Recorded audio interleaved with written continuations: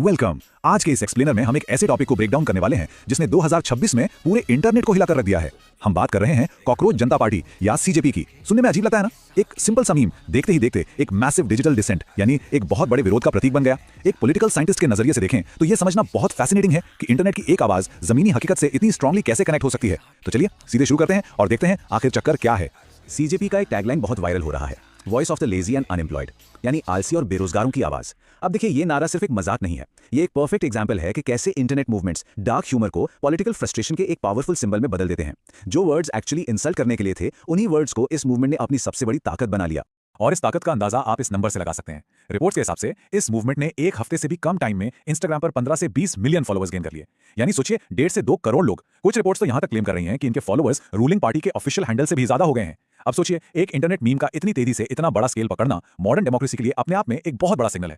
इस pure digital decent को strategically समझने के लिए हम इस एक्सप्लेनर में 5 चीजों पर फोकस करेंगे। पहला, ये वायरल फिनोमेना। दूसरा, इस मूवमेंट के ओरिजिन्स। तीसरा, मीम्स एज डिजिटल डिसेंट, यानी मीम्स इतने पावरफुल कैसे बन गए। चौथा, इसका इंटरनेट से निकलकर सड़कों पर आना। और आखिरी, द बिगर पॉलिटिकल पिक्चर। चलिए समझते हैं इन सबका मॉडर्न पॉलिटिक्स में क्या इंपैक्ट है।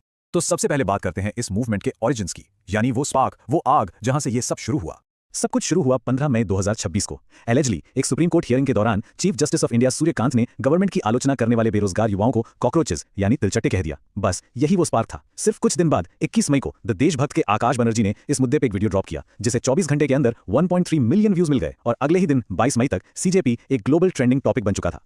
ये सच में माइंड ब्लोइंग है कि डिजिटल एज में एक सिंपल कमेंट लिटरली कुछ ही दिनों में ग्लोबल फेनोमेनन बन सकता है।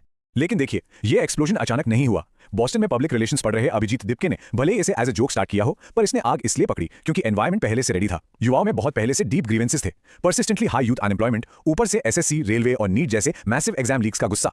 युवाओं को लगने लगा था कि ट्रेडिशनल पॉलिटिकल पार्टीज उन्हें इग्नोर कर रही हैं और पूरी पॉलिटिक्स सिर्फ रिलीजन या लीडर वर्शिप पर शिफ्ट हो गई है, जबकि उनके एक्चुअल करियर और फ्यूचर की किसी को परवाह नहीं है। और यही फ्रस्ट्रेशन लीड करती है हमारे नेक्स्ट पॉइंट की तरफ, मीम्स एज डिजिटल डिसेंट। एक पॉलिटिकल साइंस पर्सपेक्टिव से यह जानना बहुत जरूरी है कि आखिर एक मीम विरोध का इतना बड़ा टूल कैसे बन गया।